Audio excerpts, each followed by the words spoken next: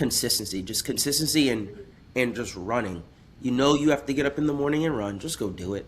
You know you Yeah. have to get up in you know you have to in the evening. You know if you have to do two runs, for sure you're gonna have to get yourself together in the morning and the evening.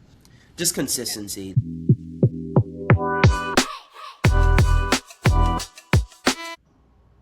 All right. Hello, hello. This is Lisa Hey. Nelson, a host of Fuel Your Finish podcast, and I have a special guest today, Bryant White. And most of you, if you are local to New Orleans and you're a runner, I'm sure you know who he is. He's always running, he's always winning, and he's always out there just flying around Audubon Park. So I'm sure you know him. Bryant, tell us a little bit about your running journey and when you started running. So I first started running at Jefferson Playground years ago. I was 7, just running like the 800, 200, 400 as a joke, kind of. Um, then got to middle school, ran cross country for the first year I was at. It was at St. Agnes, which was a school years ago, on Jefferson Highway. And then after I went to Immaculate Conception, where I met my coach, um, Carla Pertwee. She essentially honed me to the point where I enjoyed what I was doing. I Hmm. enjoyed like the run part, and she was able to trust me where I could just go run forever and ever and ever. And it Hmm. translated to like winning a few races when I was in middle school, which was cool. I didn't really take it serious until when I was in like seventh and eighth grade because I was trying to get recognized by some high schools to potentially go somewhere and things like that. Then I went, yeah, high school, went to Shaw. Shaw, I was on the track cross country team. Track wasn't great. Cross country was always really good for Hmm. cross country. I got hurt really bad my junior year. I got all state, got hurt. Then that Hmm. led to my senior year being terrible because I Oh was no. nervous about getting hurt again because I went from being really good, like recognized in the state, top 10 in 5A when we were 5A at the time, till, couldn't do anything. Yeah. Did Southeastern, ran, cross country. I was always hurt in track. And I'd say for college, I did 5 years, and the high was being on the team that won conference in the past few decades. So it was Hmm. pretty cool. Oh, that's amazing. Yeah. What a cool experience to have. Brian, what's one habit that people don't see that matters most to your performance? Mm, eating. Eating. I knew that. Yeah, eating now. In the past, I really didn't have anything. Everyone knew what I was doing already. But I'd say right now, the fueling part, how much fuel I eat, Yeah. people don't realize how much fuel I eat, and Uh, it matters and it works. Awesome, awesome. Yeah. Yeah, I've had the privilege to work with Brian on his nutrition, and he gets to eat a lot. And Brian, do you Yeah. sometimes feel like eating is exhausting? It 100% is. It's exhausting. Yeah. Yeah. Absolutely. But yeah, you got to have that fuel. Brian, what would you say separates a good runner from an elite runner? Um, a good runner from an elite runner in a point of like a pro or just being really good, really talented. Yeah, really, really good, really talented. Um, I would say being consistent and testing the waters. That's Mhm. you cannot be scared of a workout. You cannot be scared of slowly bumping up your mileage. You can't because the thing is you're just selling yourself short.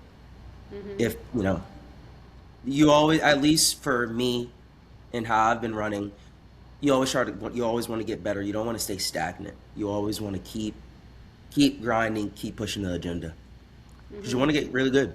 Yeah. Yeah. That's one thing I see with you since we run together with the Power Milers. Well, not run together, but Yeah. Brian basically runs laps around me. um, while I complete the workouts. But one thing I see about you is just you are always going. Like you are always running your hardest. You're always putting in so much effort. And it's very inspiring. What do you tell yourself when you're kind of in the midst of a workout that's really hard and it's hot out and you're exhausted and you know that you have to keep pushing? What do you tell yourself in those like moments? It sounds a little corny, but I just say keep going, just keep going, just keep going. Because the thing is, the pain is gonna stop eventually. You just gotta keep moving, keep moving, keep moving. That's what I tell myself. Yeah, Yeah. that's awesome. Is there something that sticks in your mind, like where you know that it's gonna pay off? Like, um, is there something like a belief that you could verbalize, or that maybe Yes. you're So, subconsciously telling yourself? uh, so I always know what the end goal is, and I have I have an end goal that's plan A, end goal that's a plan B, but plan B is bigger than plan A, which is kind of funny, but it's just the mindset of just you know what you got to do, just do it. Just do it Hmm. at that point. Yeah. Hmm. Awesome. So what are your goals right now with training? Like what have you just finished and what are you working towards? So I had Houston in January. I didn't run great, but I've had a few other races since then, Barathon, Greek Fest. Which you Um won. yeah, yeah. I've won all my races since I ran bad at Houston, but That's I amazing. have I have a half marathon this summer. Grandma's in Duluth, and then I have CIM in December in San Francisco. But it's just we're building here. Me and my coach. I keep. I'm so focused on the marathon that's in December that I have to remember that I have a half marathon in like 3 weeks. Mm-hmm. So it's just Really. keep going and my past about 3 workouts have been really aggressive, Mm-hmm. and it's definitely paying off. There's a few tweaks I need to get done, but that's the goal for the year, and then I mean future in 2 years to get the standard for the trials in the marathon. That's plan A. Plan And A what is that's plan A. and what does that have to be for you? What's the I need to time? run. Um, so for the standard, you have to run under 216. Oh, so essentially 216 on the dot or under that. My PR is 220, 220. So I'm close. I That's just awesome. what we're training for is one big race. That's what we're training for. One big race. Just putting everything into that one race. How many people go to the trials? Do you know? I know last year was for the men's side. It was I think it was a little bit over right over 200. I think. Hmm. Yeah, and it's just if you hit the standard, you're in. That's the whole thing. Because not there's not going to be 400 or 500 people that are going to hit the standard for the marathon for Hmm. USA. Yeah, for USA. So Wow. yeah, So cool. That's so yeah, incredible. yeah. That's amazing. Did you ever think you would be working towards that? No, so I think it was 2023. We had our club meeting, and the club coach at the time he asked me. He was like, "Bryant, what's your goal? What's the goal with all this? You're running, you're doing well. You're winning a lot of local races, but you're just running right now." And then talked to a few other people, and I told him I don't know. Talked to a few other people, and then my current coach, current like official coach, he told me, he's like, dude, I think you can run a really good marathon. He's like, I mean, if you think so, train me. I have no idea I'm just running. I'm just running. Yeah, and then we've been on that stretch from here on out, and we have our own stipulations of how it's getting done, like everything done between us. But it's that's how the journey started. I think it was 2023. Yeah, 2023, the summer. So was it 20? Yeah, That's awesome. yeah, 2023. Yeah. And so, and to kind of switch a little bit, Brian, in addition to your running, you're also a high school teacher. Yes. Tell us No, middle school, middle school, middle school. middle school. Tell us a little bit about that. Yeah. Um, so actually it's elementary, but I teach. So I teach at a elementary school period, but I teach pre-K through second. I coach at the school. I coach cross country. I coach softball, and I coach soccer. That's the middle school side that I coach middle schoolers, but I teach second, pre-K three through second grade. It's cool. I'm back at my alma mater where I went to middle school Hmm. at least when I started in fifth grade there. But that's I like it. I like my job. It's very rewarding whenever you see kids start at the beginning and then you see how they are at the end of the school year. So it's pretty cool. And I'm in my first year there. So I just had our last day of school 2 days ago. So Okay. it Yeah. yeah, rewarding. Ready for a little break? E- Yes and no. We have a summer camp and I've been working there since I was at the school at the summer camp. So I've been there every summer. So I mean, I have work in the next few days. Yeah. Okay. All Yeah. summer. No rest for the weary. Yeah. Yeah. Okay. So, what has changed most for you in your training over the last few years? Mileage was a big thing. In not middle school, college, I went from maybe maxing out 40 miles a week to now my average is like 95, 90, between 90 and 95 now. I mean, we built up to that point, but I went from only doing 40 in college to doing 90. Ever thought I'd be able to get 100, but then 110. So Oh my. Wow. What's yeah, yeah, sorry. what's this week? How many miles? This week is 100. I'm gonna be right. I think I'm gonna be at right at 101.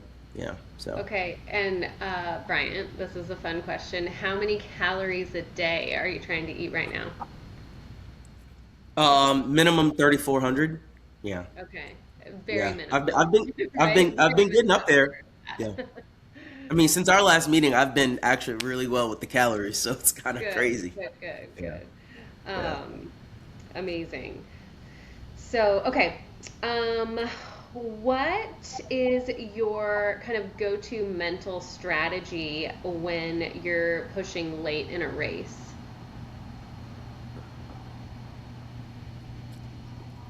Really, just finish, Yeah. finish, finish, and if this is my mindset of it. If I'm on pace, just keep pushing, keep driving.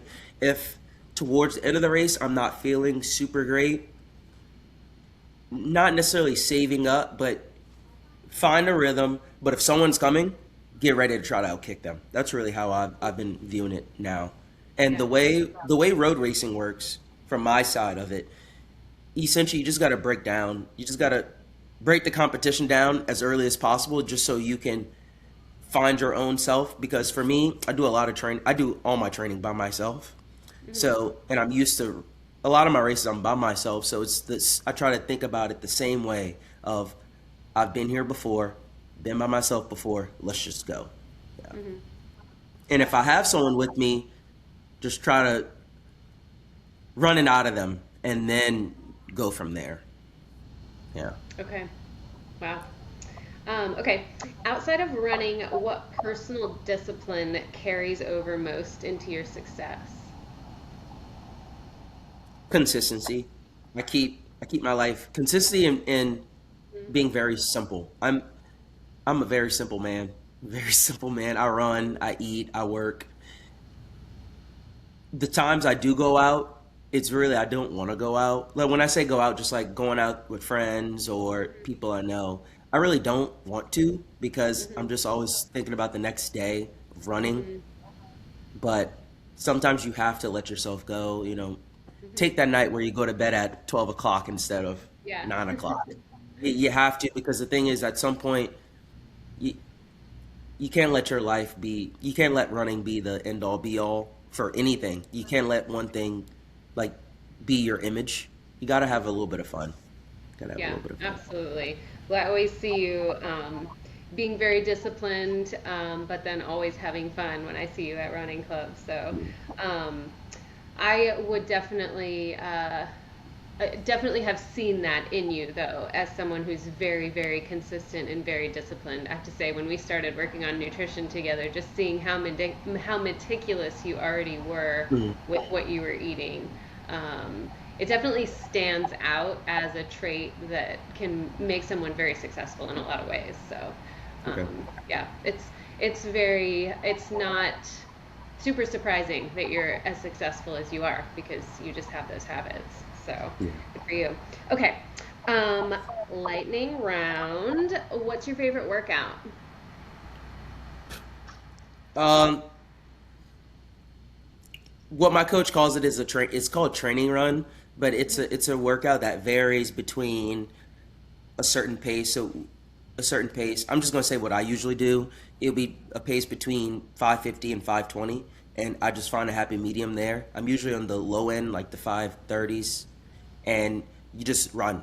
You just run, and then we add a little bit of speed at the end. I'll do like tomorrow. I have 10 miles of it just straight, but usually I'll add like 1 minute on, 1 minute off, 30 seconds on, 30 seconds off, just speed.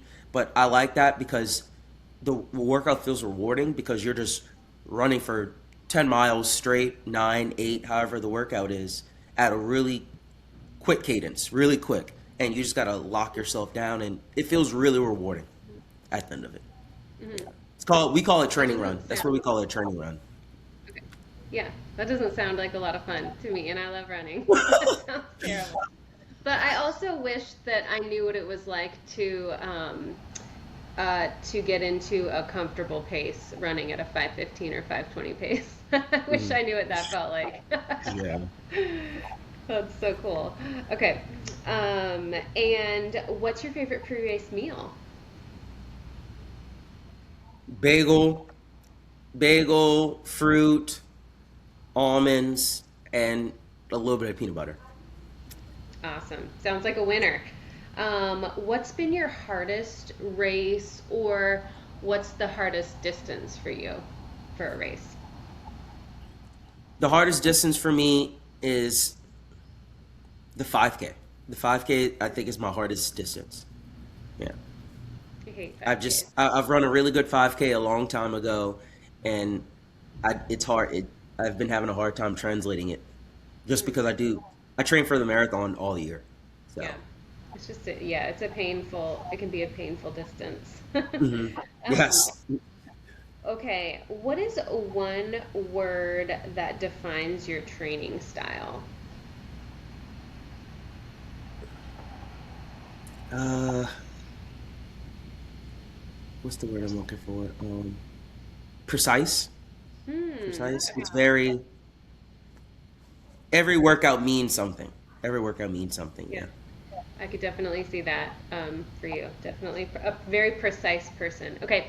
Hmm. Last question. What is something that you would leave with our listeners, like a favorite quote or a piece of training advice? I kind of have two things. Two things. So recently, I saw this interview with the athlete.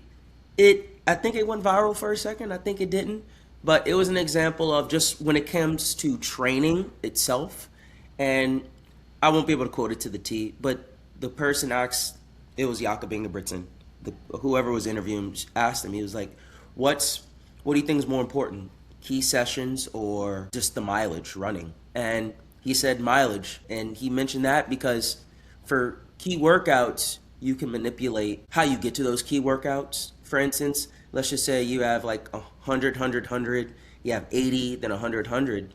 If the key session is in that 80, you're going to manipulate that 80 with the miles and all that, like running slower on your easy runs or doing the workout before that big workout, manipulating the results. And some people are fine and dandy with that, but that's it's different than keeping the mileage consistent while you have, the sessions that you need.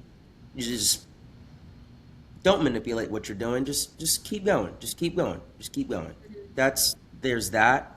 And then the second thing is everyone says this, but consistency. Just consistency and just running. You have to get up in the morning and run. Just go do it. You know you have to get up and you know you have to in the evening do it. You know if you have to do two runs, for sure you're gonna have to get yourself together in the morning and the evening. Just Yeah. consistency. It's a big thing. And you know, there's some people they find consistency in certain things, but work yourself. So for instance, if you know you need to get better at eating habits, slowly work there. If you know your running habits are already good, there's always something that you can make a little bit better. There's always something. No one's perfect. Not even pros. Absolutely. No one's perfect. Absolutely. Yeah, that's so Yeah. good. Because it really is just the consistency, like being consistent for 6 months with a habit, let's say running, if you're doing it, 3, 4 times a week versus 6 weeks of doing it every day. I mean, you're going to get way better results if you're doing something consistently for 6 months versus perfectly for just a blink of time. So, Yeah. And your body knows like your from the more and more I've done different things with like the sleeping habits, the eating habits, the times I've been running, your body 100% knows when you miss even like a few hour or two. It at least for me, it definitely makes a difference. Like I could eat this, and then at let's just say at 8 o'clock, and then let's say I skip that and eat it at 10. My body at 8 o'clock is expecting that food and is not getting it because your body's used to doing that. And even with running, I've I've been off. I've been having to go to work late because, or I've been off a work period just because school's over, and I usually wake up at like 6 something and go run. And I've been squeezing them to like 8 or 9 o'clock. My body knows it. It knows, but I'm still getting it. I'm still getting it done. But it's yeah. the mind. It's the factor of your body gets used to the consistency. Just keep it. Mhm. Just keep the consistency. Yeah, yep, absolutely. That's such good advice. I love it. Cool. Well, Bryant, thank you so much. Mhm. It's been a pleasure Yeah. speaking with you today and just such great insight and such a great story to be able to share with everyone today. So, thanks and Yep. see you all next time. Yep. Bye.